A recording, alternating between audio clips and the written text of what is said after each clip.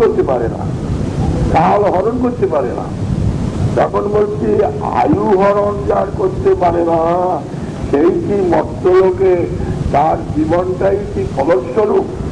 এই বেঁচে থাকাটাই কি ফল, জীবনের ফল, জীবনের উদ্দেশ্য, সার্থক? না, একথা না, একথা বলা যায় কেন? তরবৈতি, তরবৈতি এইখানেই লাগিয়ে দিয়েছেন। তরবৈতি মানে প্রত্যুত মনুষ্যেভ্যপি তেষাং জীবনাদিত্যম।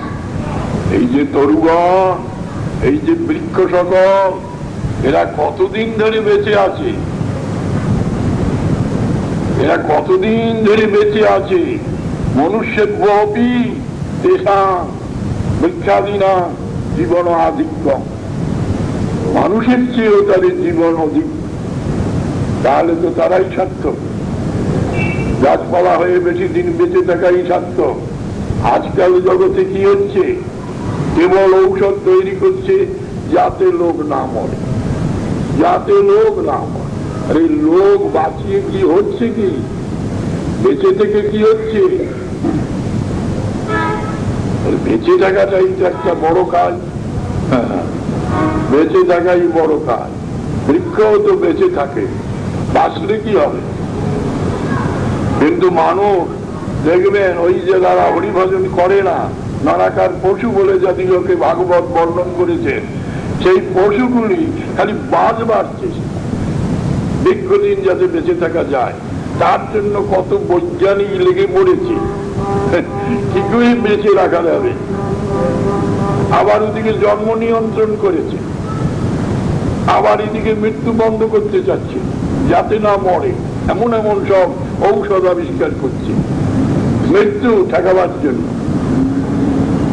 কিন্তু এই যে মরছে না, বেঁচে যাচ্ছে, আর দুঃখ কষ্ট জ্বালা যন্ত্রণা কত যে পাচ্ছে, সেদিন রাত বলছে আমি এখন মরলে বাঁচি, আমার আর বাঁচবার ইচ্ছা নাই, আমাকে এখন জম চোখে দেখে না, আমি বেঁচে কি করব?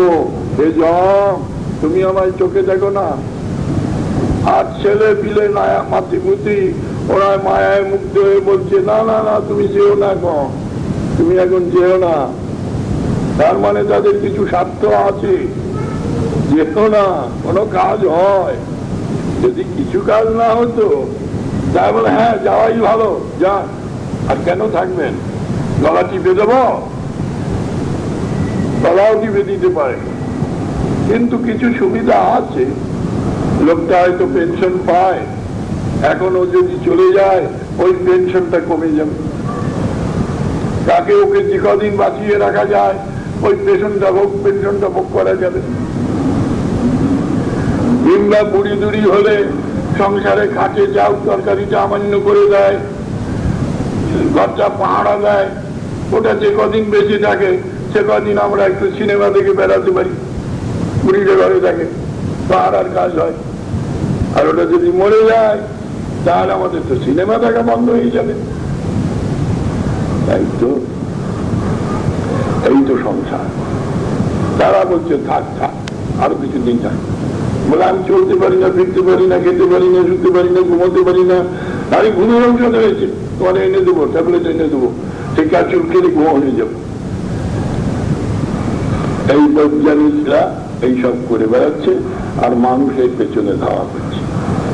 তা বলছে দেখো বেঁচে থাকলে কি হবে? যদি হরিভজনই না হলো ও 500 বছর বেঁচে কি হবে? আর হরিভজনের সহিত একদিন যদি বেঁচে থাকে, মুহূর্ত কাল যদি বেঁচে থাকে, সেই জীবনটা সার্থক। আর হরিভজন বিহীন 100 বর্ষ বেঁচে কি হবে? কি হবে? তাহলে তো বৃক্ষদের এই জন্ম সার্থক। ওরা কি বেঁচে থাকে না? দীর্ঘদিন বেঁচে থেকে মানুষের শাসন আসতি। গাছের কথা বলছেন? বলে হ্যাঁ, গাছ তো শ্বাস প্রশ্বাস করতে পারে না,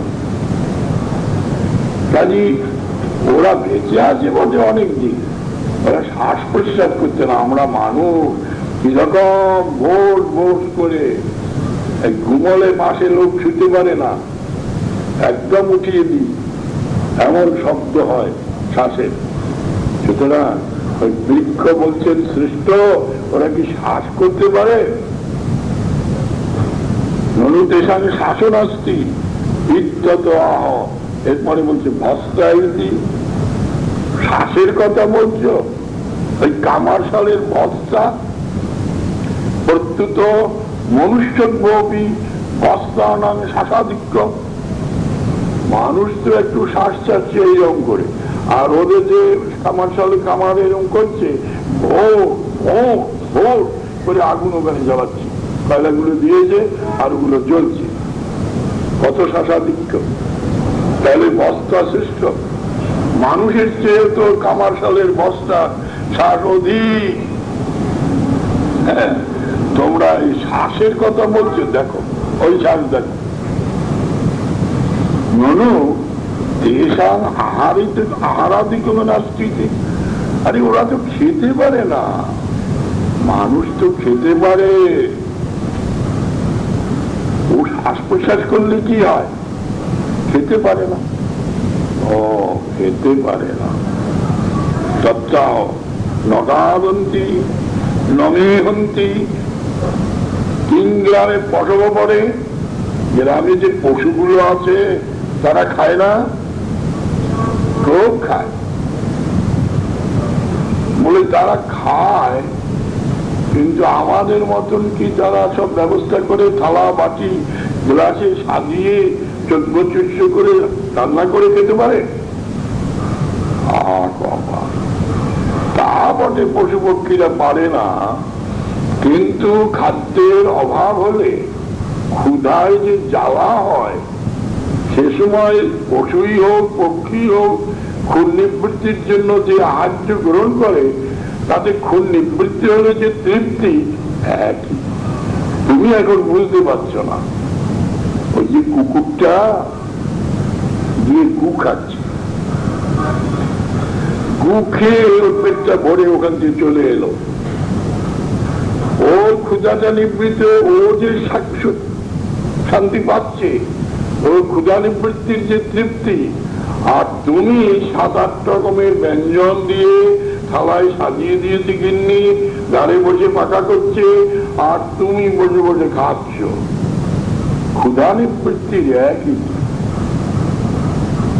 পিপাসায় তোমার যখন ছাতি পেটে যায়, তখন তুমি সোনার গ্লাসেই জল খাও, রূপোর গ্লাসেই খাও, আর কাঁচের গ্লাসেই খাও। জল পিপাসা নিবৃত্তির শান্তি এক। সেখানে সোনার গ্লাস বলে পিপাসার শান্তি বেশি, রূপোর গ্লাস একটু কম, আর কাঁসাতে আরো কম, কাঁচেতে আরো কম। আর ওই পক্ষী পশু ওরা গিয়ে পুকুরের ধারে ওইখানে গিয়ে ঠোঁট দিয়ে জল খেয়ে একবার পিপাসা শান্তি, একই তৃপ্তি। তুমি এখন মনে করছো ওর গ্লাস নাই, ও তো ওই ঠোঁট দিয়ে কি খেলো, কুকুরটা গিয়ে একটা জিভ দিয়ে নিয়ে চেটে চেটে একটু জল খেলো, পিপাসা নিবৃত্তি একই। তুমি এখন মানুষ হয়ে মনে করছো আমি শান্তি পাই, ওরা পায় না। তুমি আবার কুকুর হও, তুমি ওই শান্তি পাবে, অতেই তোমার শান্তি হবে। এরপরে জলকে উপরে উঠে আসবে। পাখি যখন হবে, তখন তুমি ওই একটু জল ঠোঁটে করে খেয়ে খেয়ে খেয়ে খেয়ে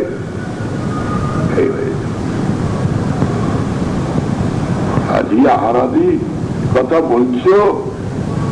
পশু পক্ষী জন্মে তো আহারাদি মেলে, আহারাদি মেলে।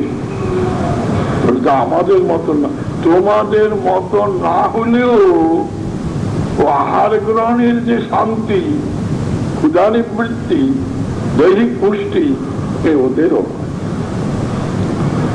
তাহলে ওরা তো বিয়ে শাদী করতে পারে না। এই যে অগ্রহণ মাসটায় কত বিয়ে হয়ে গেল, আবার এই মাঘ ফাল্গুনে কত বিয়ে হবে। ওদের সেই লগনসা দেখে কোনো বিয়েও হয় না, আর ওই রকম ব্যান্ড ট্যান্ড বাজিয়ে ঢাকঢোল পিটিয়ে লাউড স্পিকার লাগিয়ে গান বাজনা করে ওদের তো বিয়ে হয় না, কিংবা বউ বাচ্চার বাচ্চা ওদের হয় না। তোমাদের বিয়ে হয়ে বউ ভাত করে বউ বাড়ি নিয়ে এসে যে কার্য করো ওদেরও সেই কার্য হয়। কিরকম? ন মেহন্তি স্ত্রী সম্ভব নপুবন্তি। ওরা কি মেহন করে না, রেতস্যেক করে না, বীর্যপাত করে না? ওরা কি স্ত্রী সম্ভোগ করে না? পশুরাও করে, সে কুকুর কুকুরি হোক, কাক কাকি হোক, গাধা গাধি হোক, ওরাও করে। এবং স্ত্রী সম্ভোগ করে যে তৃপ্তিটা রেতস্যেকের দ্বারা, ওটা তোমাদেরও যেমন ওদেরও তেমন। তবে তোমরা খাট পালঙে শুয়ে সে একরকম, আর ওদের রাস্তায় দাঁড়িয়ে হয়ে গেল এক। বিচার করে দেখো, এখন তুমি মানুষ হয়ে এইসব ভাবছ, ওই পশুজনিতে যাও, ওই কুকুর হও, ওই রাস্তা দিয়েই হও, তাতেই তোমার শান্তি হবে। তারপরে গিয়ে শুয়ে পড়ে যাবে। মিহন্তি স্ত্রী সম্ভোগ নপুবন্তি মেহন রেতস্যেক। বীর্যপাত ওদেরও হয়, তোমাদের হয়।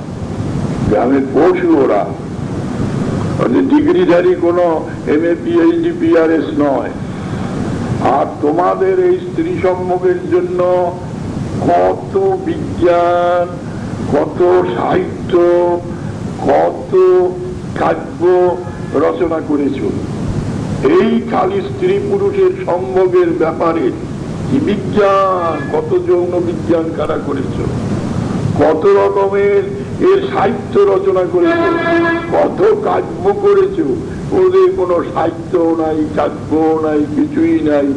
কিন্তু স্বাভাবিকভাবে ওরা রেতস্যেক করে বীর্যপাত করে যেটুকু শান্তি, সেই তো শেষটা, সে তো ওরাও পাচ্ছে। তোমার তুমি ঘর ভর্তি যত লেপ্তোষক রাখো, ওই একই কথা। বস্তুত মনুষ্যব্যপি তেষা খাদন আদিত্য। মনুষ্যের চেয়ে তাদের খাওয়া, ওই স্ত্রী সঙ্গ করা বেশি। চড়ুই পাখিগুলোর তো দারুণ, তোমরা পারবে না। আর অপরে এটি অনেন তেষামপি নরাকার পশুত্তম ব্যঞ্জিত। আর অপর যারা হরিভজনবিহীন, তারাও নরাকার পশু। নরাকার পশু কেন? পশুর যে ধর্ম, সেই পশুতে মানুষে পালন করছে, পশু তো নিন্দা করছে। হায় হায়, আমি পশু হয়ে যা করি, ও মানুষ হয়ে তাই করছে। তোমরা কি চিন্তা করো? আহার নিদ্রা ভয়মৈথুনঞ্চ সামান্য মে তৎপশু বিন্নরানা। এ তো পশু এবং নরের মধ্যে সামান্য কমন জিনিস, সকলেরই মধ্যে এটা আছে। কিন্তু ধর্মহিতে অধিক বিশেষ, তাদের মধ্যে ধর্মটাই হলো অতি বিশেষ। সেইটা যদি মানুষ না করলো, ধর্মহীনই হয়ে গেল, তাহলে আর মানুষের কি জানে? আমরা কি ধর্ম করি না? বলে কি ধর্ম করেন জানেন? আমরা সভা সমিতি করে সমস্ত সম্মিলনী করছি, সমিতি করছি, আমরা সকলের সাহায্য করছি বলে ও কাকগুলোও করে। একটা কাককে যদি পাড়ায় কোনো বাড়িতে একটু ধরতে গেছে বা ধরেছে, এই 1000 কাক সেইখানে এসে কমিটি করে, আটা করে সমস্ত বক্তৃতা করে। তো আপনারা কি দেখাচ্ছেন? কাকগুলো তো সেই সব সাথে বসে গেছে, আর কা কা কা কা করছে। ওরাও তো সেই ইয়ে করছে, আপনারা কি করছেন? ওরাও সেই জন্য এই বানর গুলোর যদি একটা বাচ্চা কেউ ধরে, যদি সমস্ত বানর গুলো এই যে ছাদ ভর্তি হয়ে এই বাড়ি ওলট পালট করে দিচ্ছে, ওদের সমিতি আছে, অ্যাসোসিয়েশন আছে, ইউনিয়ন আছে। আপনারা ভাবছেন আপনাদেরই ইউনিয়ন আছে, একজনে যদি কিছু করে তাহলে আপনারা 500 লোক দিয়ে এখানে হাজির হবেন। ও বানরেরও আছে, হনুমানেরও আছে, ও কাকেরও আছে, পিঁপড়েরও আছে। ভেবেছেন কি ওই ধর্ম করছে? ধর্মমূলং হি ভগবান। ওরা ওসব ধর্ম ওরাও করে, কিন্তু ভগবান চিন্তায় ওরা করতে পারে। মানুষ হয়ে যদি ভগবানের চিন্তা না করলেন তবে আর ধর্ম করলেন ও কোন ধর্ম? মানে আমি 5টা সন্তানের মুখে আহার দেই, হ্যাঁ বাবা, ওই পাখিটা সকালে বেরিয়ে গেছে, কোথায় কোথায় ঘুরে কিছু খাদ্য এনেছে, ছানাগুলো বৃক্ষের কোটরে বসে আছে, যেই মা এসেছে শব্দ পেয়েছে চেঁচা করে অমনি হা করে এসেছে, ওর মুখে একটু একটু আহার দিয়েছে। ওরাও তো আহার দিচ্ছে, ওরাও তো আহার দিচ্ছে।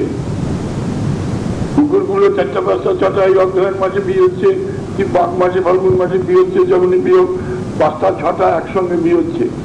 একসঙ্গে যে বিয়ে হচ্ছে, ওরে ও কোথায় খায়, পাড়ায় কার বাড়ি ফ্যান খেয়ে এলো, কার বাড়ি কি খেয়ে এলো, খেয়ে এসে তার স্তনে যে দুধ হলো ওখানে এসে শুয়ে বললো, আর ওই বাচ্চাগুলো টেনে টেনে খাচ্ছে।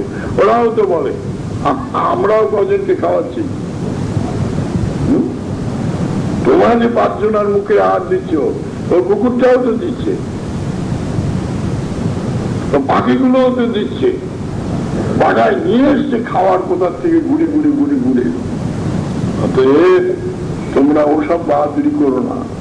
ওসব পশুরাও যদি এসে বলে, জানেন আমার বছর বছর 4টা-5টা হয়, কুকুর এসে যদি বলে আপনার ক বছর পর পর হয়েছে, না আমার তো 3 বছর পরে একটা, আমার বছরে 4টা-5টা, সেইগুলো আমি খাইয়ে বড় করে ওদের ছেড়ে দিই, যা এবার আবার তোরা চষে খা। তার জন্য আমি লোকের বাড়ি গিয়ে হাড়ি ভাঙি, লোকের ঘর ঢুকে মাইক খেয়ে আসি, ওই একটু ফ্যান খাওয়ার জন্য, একটু স্তনে দুগ্ধ হলে ওই বাচ্চাগুলোকে খাওয়াই। আপনি তো ভারী বাহাদুরি দেখাচ্ছেন, আপনি কজনের মুখে ইয়ে দিচ্ছেন, থাক আপনি কজনের মুখে আহার দিচ্ছেন, সেইটা নিয়ে আপনি বাহাদুরি করছেন। দেখেন তো পশু পক্ষীর মধ্যে দেখেন তো তাদেরও আছে। ওটা একটা বড় কথা না, ওটা বড় কথা না। আসল কথা হলো, আসল ধর্ম ওই ছাপোষা নয়, আসল ধর্ম ওদের মুখে ভাত দেয়া নয়, আসল ধর্ম হচ্ছে ভগবান। ধর্মমূলং হি ভগবান।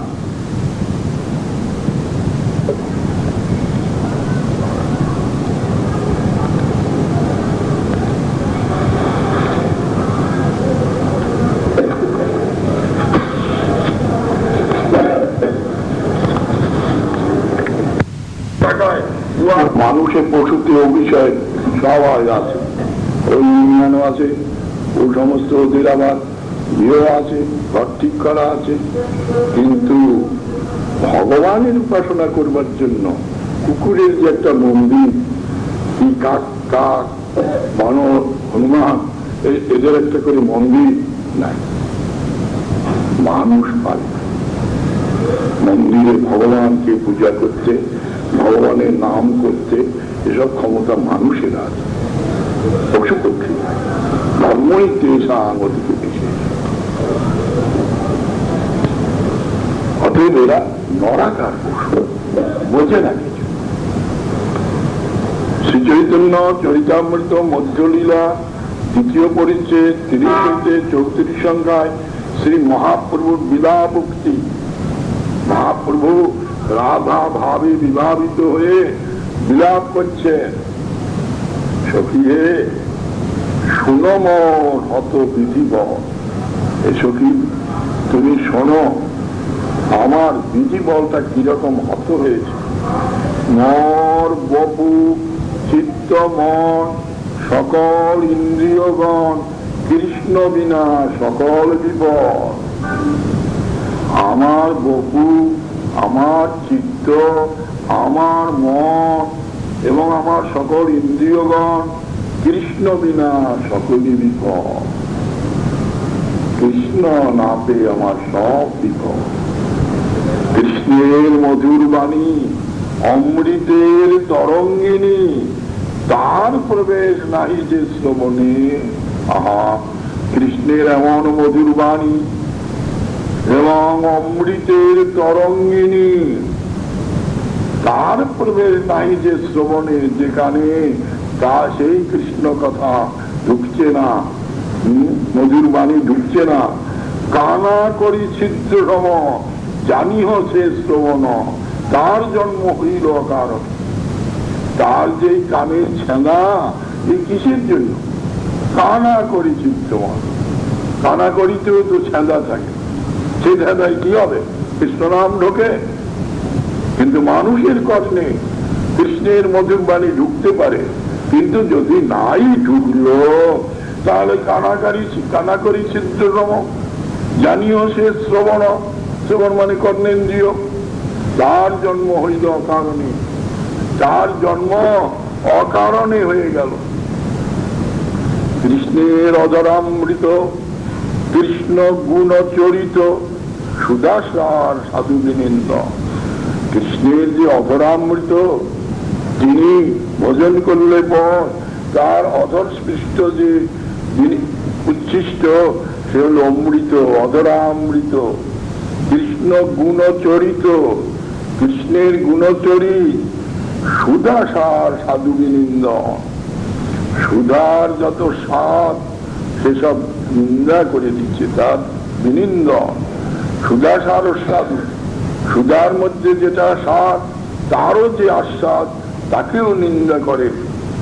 তার স্বাদ যে না জানে, জন্মিয়া না মইল কেনে, সে রসনা ভেক জীবাগম।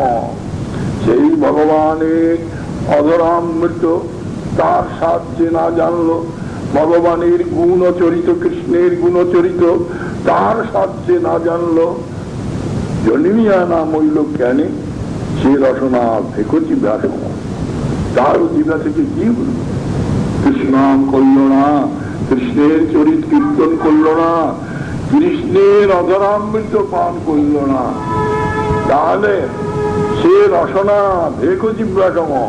তার যে জিভাটা এই ব্যাঙের জীবের মতো, সেও কটর মটর করতে পারে ব্যাঙ, কিন্তু তার মৃত্যুই ডেকে আনে। সে মৃত্যু দেখি, সে ব্যাঙের জিভার কি হবে? যদি জিভায় ভগবানের প্রসাদ আস্বাদন না করতে পারলো, ভগবানের জিভায় যদি কৃষ্ণ কীর্তন না হলো, মৃগমদ নীলোৎপল মিলনে যে পরিমল, যেই হরে তার গর্বমা। মৃগমদ কস্তুরী নীলোৎপল এর মিলনে যে পরিমল হয়, যেই হরে তার গর্বমা, সেই গন্ধের গর্ব মা যে হরণ করে নেয় কে? হেন কৃষ্ণ অঙ্গগন্ধ। কৃষ্ণের অঙ্গগন্ধ এমনই, ওসব মৃগমদ নীলোৎপল মিলনের যে পরিমল, ও তার কাছে কিছু না। হেন কৃষ্ণ অঙ্গগন্ধ, যার নাই সে সম্বন্ধ, সেই নাশা বস্ত্রের সমান। সে তো কামারশালের বস্তা বটবট করছে, কি হবে তাতে? যদি কৃষ্ণের অঙ্গগন্ধই আস্বাদ না হলো, রূপ রস শব্দ গন্ধ স্পর্শ সবই কৃষ্ণেতে আছে, কিন্তু গন্ধটা হলো সবচেয়ে বড় বড় জিনিস। এমনি এই দেখুন, লোকে প্রাকৃতিক জগতে রান্না টান্না ব্যবস্থা হয়, খাওয়া দাওয়া হয়, কিন্তু আসল হলো গন্ধ। মেয়েরা রান্না করতে করতে একটু নাকের ধারে নেয়, দেখি গন্ধটা রান্নার কিরকম হয়েছে, আর রান্না যে করে এনে রেখে দেয়, তার গন্ধ যদি ভালো হয় তবে প্রাকৃতিক জগতেও গন্ধগুণ। আজকাল তো উঠে গেছে গন্ধগুণ, পৃথিবীর হলো গন্ধগুণ। এখন সেই সোনা মুগুর ডাইলেও গন্ধ নাই, এখন ঘিয়েও গন্ধ নাই, এখন তেলেও আর গন্ধ নাই, এখন গন্ধ সব গেছে। এখন কস্তুরীও যদি কিনে আনেন তারও গন্ধ নাই, কিন্তু কৃষ্ণ অঙ্গে যে গন্ধ সে এখনো আছে, সে বরাবর থাকে। কিন্তু সেই গন্ধ যার নাসায় লাগলো না, ওই যে চতুর্শ কিভাবে পরিবর্তন হয়ে গেল ব্রহ্মজ্ঞান থেকে। কৃষ্ণের পাদ পদ্মে তুলসী চন্দন দিয়েছেন, সেই অবস্থায় তিনি চলে এসেছেন, আর তাকে প্রণাম করেছেন চতুর্শন। প্রণাম করতেই নাসা জীবনে ঢুকে গিয়ে সেই গন্ধ একেবারে প্রেমে আকুল করে দিয়েছে। বলল, আপনার পাদপদ্মে অর্পিত তুলসী চন্দনের এমন আজ্ঞা, এমন গন্ধ, ধন্য। বলে, আপনারা এরকম কেন্দ্রে পড়ছেন, আপনারা তো ব্রহ্মজ্ঞানী। দূর চাই ব্রহ্মজ্ঞান, আপনার পাদপদ্ম গন্ধ যে নাসায় না নিলাম, তাহলে ব্রহ্মজ্ঞান দিয়ে আমাদের কি হবে? সেই নাসা ভস্তার সমান কৃষ্ণ কর পদতল, কোটি চন্দ্র সুচিতল, তার স্পর্শ যেন স্পর্শমণি। কৃষ্ণের কর মানে হস্ত, পদতল পাঠতলাটি কোটি চন্দ্র সুচিতল, খুব ঠান্ডা। কোটি চন্দ্র উদয় হলে যেরকম সুশীতল হয়, সেই রকম কৃষ্ণের কর এবং কৃষ্ণের পদতল, তার স্পর্শ যেন স্পর্শমণি। তার যদি স্পর্শ হয় যেন স্পর্শমণি স্পর্শ হয়েছে। তার স্পর্শ নাই যার, সে যার সার খার, সেই বপুলোয়া সমজানি। তারও শরীর দিয়ে কি হবে? সেই কৃষ্ণ পাদ স্পর্শ যে পেল না, তারও শরীরটা লোহা একটা, লোহা দিয়ে কি হবে? লোহা দিয়ে করলাম। এই বলে নিবেদন করছেন। শ্রীমতী ভাবে বিভাবিত হয়ে মহাপ্রভু সখীগণের কাছে কেন্দ্রে কেন্দ্রে বলছে কৃষ্ণের বিরহে, কৃষ্ণের বিচ্ছেদে, বিরহ জিনিস বিচ্ছেদেতে বলছে, সখী এই তো অবস্থা। আজ এই পর্যন্ত থাকলো, আগামী করলো আবার আমরা শুনব।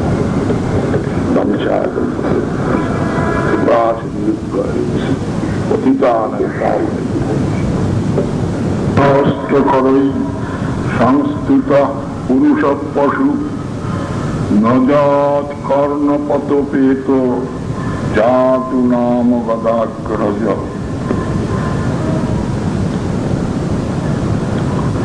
সৌনকাদি ঋষিগণ সুত গোস্বামী প্রভুর নিকট শ্রীমৎ ভাগবত শ্রবণ করে কিরকম তাদের বিচার হয়েছে আপনারা লক্ষ্য করুন। ভাগবত শ্রবণ হল সমস্ত শাস্ত্র শ্রবণ অপেক্ষা শ্রেষ্ঠ। মথুরাবাস, শ্রীমূর্তি, শ্রদ্ধায় শ্রবণ, ভাগবত শ্রবণ, এই ভাগবত শ্রবণ হল শ্রেষ্ঠ। কিন্তু সকলে তা করতে পারে না। শোনে বটে, শুনেও শোনা হয় না। এই সৌনকাদি ঋষিগণের শোনা হয়। তারা শুনে সুত গোস্বামীকে বললেন, প্রভু আয়ু তো মানুষের বৃথাই চলে যায়, কেবলমাত্র যতক্ষণ সময় ভগবানের কথাতে যাপিত হয় সেই সময়টুকু কেবল নষ্ট হয়। সেইটু অখণ্ডকালের মধ্যে গিয়ে, নিত্যকালের মধ্যে গিয়ে মানুষকে নিত্য কল্যাণ প্রদান করে।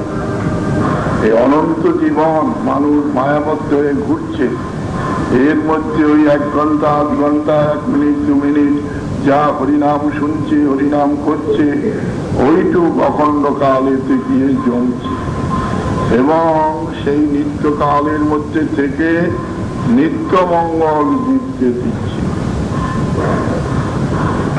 সুতরাং আমরা আর হরিকথা শ্রবণ হইতে বিরত হব না, আপনি বলুন।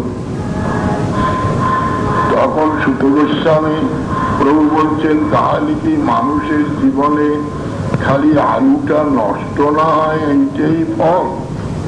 না না, সেটা কেন ফল হবে? বৃক্ষগণ তো অনেকদিন বেঁচে থাকে। কামার সালের বস্তাও তো শ্বাস প্রশ্বাস করে। গ্রাম্য পশুগুলো তো খাওয়া দাওয়া করে এবং স্ত্রী সঙ্গাদি করে সন্তানাদি জন্ম দেয়, তাতে আর কি হয়েছে? কিন্তু মানুষ যদি হরিভজন না করে, তাহলে মানুষ দেহ লাভ করেও তারা নরাকার পশু। পশু তো এমনি এক প্রকার আছে জগতে, পশু আছে, পক্ষী আছে, সব আছে। আর এই মানুষ যারা হরিভজন করে না, তারা নরাকারে পশু। এই ভাগবত শুনেছে। যদি আমরা বুঝতে পারি যে আমাদের হরিভজন হলো না, সুতরাং আমাদের মানব জীবন বৃথায় গেল, আমরা মানব জীবন লাভ করেও মনুষ্য নামের অযোগ্য হলাম, আমরা হরিভজন করলাম না, আমরাও এক প্রকার পশু। কেন পশুগণ পশু জন্মেতে লিপ্ত থাকে, আমরাও সেই পশুর জন্মেতেই থাকলাম মানুষ হয়ে, তাহলে আর কি হল? কিন্তু এইসব কথা শুনবার লোক কোথায়? ভাগবত শ্রবণটাও একটা বড় ভাগ্যের কথা। এইসব কথা শুনলে তো লোক চটে যায়। তোর ভাষায় ভাগবত গালাগালি দিচ্ছে, এই গালাগালি নয়, এই মঙ্গলের কথা। খালি মানব জীবন হরিভজন রহিত হলে সে পশুর সমান। প্রভুপাদ একটু ভদ্র ভাষায় বলেছেন যে হরিভজন যারা করে না তারা মূর্খ, এই পর্যন্ত, নির্বোধ, আত্মঘাতী। কিন্তু ভাগবত বললেন তারা নরাকার পশু, এমন কথা বললেন। আর আজকে শুনবেন পশুত্বের মধ্যেও পশুর চেয়ে অধম। কালকে আমরা ওই তরবকীর্ণ জীবন্তী শ্লোকে শুনেছি, হরিভজন বিহীন মানুষ পশুর সমান। আজকে যে শ্লোকটি শুনতে আরম্ভ করছি, এতে বলছেন পশুর চেয়ে অধম। পশু এত খারাপ নয়, হরিভজন বিহীন মানুষ যত খারাপ, যত নিন্দনীয়। বলেন কি? হরিভজন না করলে মানুষ পশুর চেয়ে অধম। এই যে এই শ্লোকটি আমাদের উপরে এই দিকে দেওয়া আছে। একটি মানুষ বোধহয় কোট প্যান্ট পরে কি কাপড় জামা পরে, বেশ ভালো জামা টামা পরে বসে আছে, আর চারটি পশু তাকে স্তব করছে। একটি কুকুর, আর একটি হলো শুকর, আর একটি হলো উট, আর একটি গাধা। চারদিকে চারটি উপরে দেয়া আছে প্রদর্শনীতে, দেখে নেবেন আপনারা। এই শ্লোকটাই ওখানে ফুটিয়ে তোলা হয়েছে।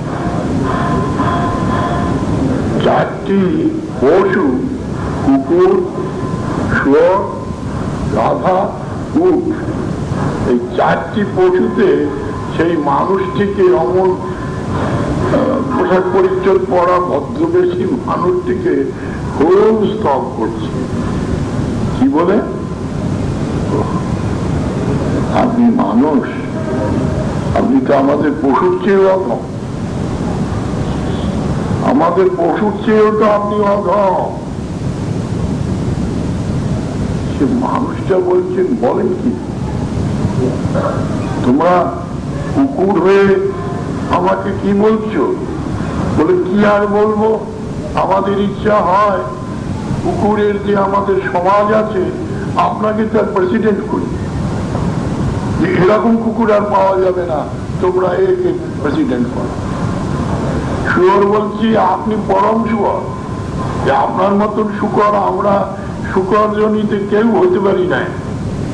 আপনি মানুষ হয়ে এমন শুকর হয়েছেন, আপনারা আমাদের শুকরের প্রেসিডেন্ট, সে কি গাধা বলছে আপনি তো আমাদের পরম গাধা, আপনি তো আমাদের সভাপতি হওয়ার যোগ্য। এইরকম গাধাই তো আমরা খুঁজে বেড়াচ্ছি। যা ঘুরতে ঘুরতে দেখছি আপনি মনুষ্য জীবনে এমন একটি গাধা হয়েছেন যে গাধা আমাদের গাধা সমাজের প্রেসিডেন্ট হওয়ার যোগ্য। উটও বলছেন তাই। আপনি আমাদের উটের যে সংঘ আছে, সমিতি আছে, অ্যাসোসিয়েশন আছে, ইউনিয়ন আছে, এর আপনি প্রেসিডেন্ট। কেন? আমি কি করেছি কি? আমি তোমাদেরও সবের প্রেসিডেন্ট হতে যাবো কেন? আমাদের মানুষেরই কত অ্যাসোসিয়েশন আছে। না না, তার কারণ আছে। কি কারণ? গদাগ্রজ জাতু নাম ন যৎ কর্ণপতবেত। গদাগ্রজ হচ্ছেন শ্রীকৃষ্ণ। শ্রীকৃষ্ণের এক নাম গদাগ্রজ। জাতু মানে কদাচিৎ নাম, শ্রীকৃষ্ণের নাম কদাচিৎ কখনো নজৎ কর্ণপতবেত, যার কর্ণপথে ন উপেত, সেই মানুষ আপনার কানে কখনো একটু হরিকথা ঢোকে নাই। একটু হরিকথা বলতে জিনিস আপনার কাছে ঢোকে নাই। শ্রীকৃষ্ণের কথা কদাচিৎ আপনার কানে ঢোকে নাই। সুতরাং আপনি একটি পুরুষ পশু, আপনি একটি পুরুষ আকার হলেও আপনি একটি পশু। আর পশু তো পশু। নির্মলা পুষ্ট খড়ই সংস্তুত। আমাদের যে আমরা যে শুকর, কুকুর, জন্ম শুকর, পুষ্ট, গাধা, আমাদের দ্বারা সংস্তুত পশু। আপনি এমন পশু, আমরা আপনার সৈন্য স্তব করা লোক। আমরা তোমরা আমার স্তব করবে, করবো না? এমন কুকুর তো আর আমাদের মধ্যে নাই, এমন গাধা নাই, এমন শুয়োর নাই, এমন উট নাই যা আপনি। অতএব আমরা এই চার প্রকার পশু আপনাকে স্তব করতে এসেছি। সংস্তুত পুরুষ পশু। আপনি এমন পশু, ওখানে তো বলেছিলেন নরাকার পশু, এখন বলছেন নরাকার পশু। তো আপনি বটেই, তা আমাদের মতন পশুদেরও আপনি সৈন্য স্তবের জিনিস। হ্যাঁ, সেরা বটে।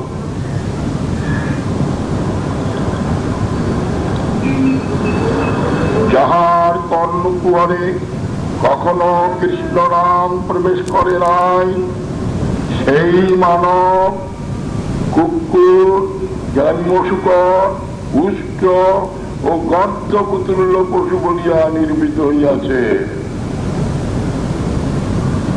এই পশুর মধ্যে শ্রেষ্ঠ বলে গণ্য হয়েছে, এই জন্য সংস্কৃত। চক্রবর্তীবাদ বলছেন তেষাং পশুত্বে অপি অতি গর্হণীয়ত্ব। তারা পশু তো বটেই, পশুর মধ্যেও একেবারে পশুত্বে অপি, তাদের পশুত্বের মধ্যেও অতি গর্হণীয়ত্ব, অতিশয় গর্হণীয় ব্যাপার, যা পশুদের নাকি।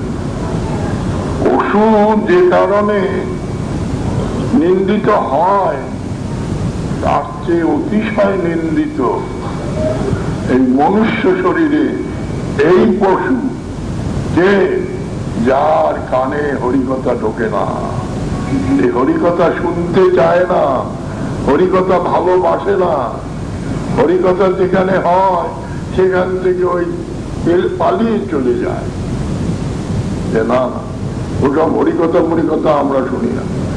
ও যাও, তোমরা তোমরা যাও যাও। এইরকম যেসব লোক, তাদের গুণটি এখানে গান করেছে। গুণ মানে দোষ। প্রথমদিন বলেছেন 4 প্রকার পশু এসে সৈন্যক স্তুত, সৈন্যক ভাবে স্তব করছেন। কি বলে? অস্মাক চতুর্নামপি ধর্মা অয় একৈব ধত্তে। আমরা 4 প্রকার পশুতে যে ধর্ম আছে, সেই 4 পশুর ধর্ম এই নরাকার পশুটির মধ্যে রয়েছে। হ্যাঁ, অস্মাকং চতুর্নামপি, আমাদের 4 দলেরও ধর্মান, 4 দলের যে ধর্ম, কুকুরের ধর্ম, শুয়োরের ধর্ম, উটের ধর্ম, গাধার ধর্ম, এই 4 দলের ধর্ম একৈব ধত্তে, এই একজন মনুষ্য আকারে পশু পেয়েছি, এ ধারণ করছি। বলো কি? সুতরাং আমরা স্তব করতে এসেছি। ময়ন্তু পরস্পর ধর্মগ্রহণীয় কি অসমর্থা। আমরা পশু বটে, পরস্পর পরস্পরের ধর্ম আমরা গ্রহণ করতে পারি না। আমি কুকুর, আমার কুকুরের ধর্ম নিয়ে আমি আছি, কিন্তু আমি শুয়োরের ধর্ম নিতে পারি না। আমি উটের ধর্ম নিতে পারি না, আমি গাধার ধর্ম নিতে পারি না। আবার এই যে শূকর, ইনি আমার কুকুরের ধর্ম নিতে পারেন না, উটের ধর্ম নয়, গাধার ধর্ম নয়, ওই শূকরের ধর্ম নিয়েই তিনি আছেন। প্রত্যেকে আমাদের একটা একটা ধর্ম, কুকুরের একটা, শুয়োরের একটা, উটের একটা, গাধার একটা, পৃথক পৃথক। কেউ কারোরটা নেওয়ার আমাদের সামর্থ্য নাই। কিন্তু পরস্পর ধর্মগ্রহণীয় যে অসমর্থা, আমরা পরস্পর পরস্পরের ধর্মগ্রহণে অসমর্থ। তথা অয়ং মনুষ্য বিবুদ্ধ, আর ইনি মনুষ্য হয়েও 4 প্রকার পশুর ধর্ম একা নিয়েছেন। বুঝুন ইনি কত বড় মহত্তা লোক।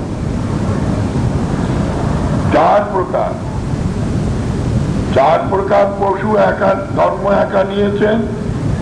কে না? যে মনুষ্য হরিনাম শোনে না, হরিনাম করে না, হরিভজন করে না, হরিকথা শুনতে চায় না, তিনি 4টি পশুর ধর্ম নিয়েছেন। এইসব কি জগতের লোক জানে? জানা দূরে থাক, তাদের কাছে নিয়ে উত্থাপন করলে তারা কি শুনবে? তারা তো তখন দেখবে যে কি বলছেন বসে আপনারা। এই বলে সে কুকুরের মতন খ্যাক খ্যাক করে আসবে, এই শুনেই কুকুরের মতন খ্যাক খ্যাক করে আসবে, এবং শুয়োরের মতন গো গো করে আসবে। শুয়োর যেমন গো গো করে আসে তেমনি আসবে। উটের মতন মাথা উঁচু করে আপনাকে চক্কর মারতে আসবে। আর গাধা হয়েও সে আপনাকে ভ্যাংচাতে আসবে। কেন? ওই যে আপনি বলেছেন যে আপনি হরিকথা শোনেন না, হরিনাম করেন না, হরিভজন করেন না, অতএব 4 পশুর ধর্ম আপনাতে, তুমি আমাকে পশু বললে? সপ্তম ঠাকুর বলেছেন, নিতাই না বলিল মুখে, মজিল সংসার সুখে, সেই পশু বড় দুরাচার। এই ভাগবত শাস্ত্র আমাদের মঙ্গলের জন্য অনেক গালমন্দ করেছে। একবার আমি ময়মনসিংহে কিশোরগঞ্জে গিয়েছিলাম। সেখানে একটি সভায় কিছু কথা বলতে এই উকিল টুকিল ছাত্রেরা তারা সব বললো যে মোটা এই কিরকম আপনি খালি গালাগালি করছেন। আমি গালাগালি কি করছি? আপনাদের কি গালাগালি করলাম? সাদা বলেছি না এইরকম জাতীয় সম্বন্ধে বলেছি না কিছু বলেছি? ভাগবত আপনাদের যা বলেছেন সেই রকম কিছু আপনাদের কুকুর বলেছি, শুয়োর বলেছি, গাধা বলেছি, উট বলেছি? গানটা কি করলাম? বৃন্দাবন দাস ঠাকুর বলেছেন, এত পরিহারেও যে পাপী নিত্যানন্দ নিন্দা করে তবে লাথি মারো তার শিরের উপরে। আমি আপনাদের মাথায় লাথি মেরেছি? কি গালাগালি আমি করলাম? গাড়ি ভাড়া করে এত দূর এসেছি, দুটো মঙ্গলের কথা আপনাদের বলবো না, তবে এসেছি কেন? ভাগবত শাস্ত্রই শাস্ত্র জগতে জীবের মঙ্গলের কথা বলেন, আর কোন শাস্ত্র বলে না। এই ভাগবত শাস্ত্রই হলো নিরস্ত কুহক সত্য বলেন। আর শব্দ কুহক, আপ শব্দ ছলনা, খালি প্রতারণা করে, বঞ্চনা করে, লোক বুলিয়ে দেয়। এক ভাগবত প্রজ্জিত কৈত মন্ত্র, মানুষের যত কপটতা আছে সব দড়িয়ে দেয়, নিরস্ত করে সত্যের কথা বলে। এই এক ভাগবত শাস্ত্র আর শুদ্ধ মন্ত্র, এরাই খাঁটি সত্য কথা বলে। কেন? তারা তো জগতে কিছু চায় না, কারোর কাছে কিছু চায় না। তোমরা আমায় দুটো পয়সা দাও, তোমরা আমায় একটু সেলাম করো, তোমরা আমাকে একটু পুজো করো, তোমরা আমার শিষ্য বানো, কিচ্ছু চায় না। লাভ, পূজা, প্রতিষ্ঠাতা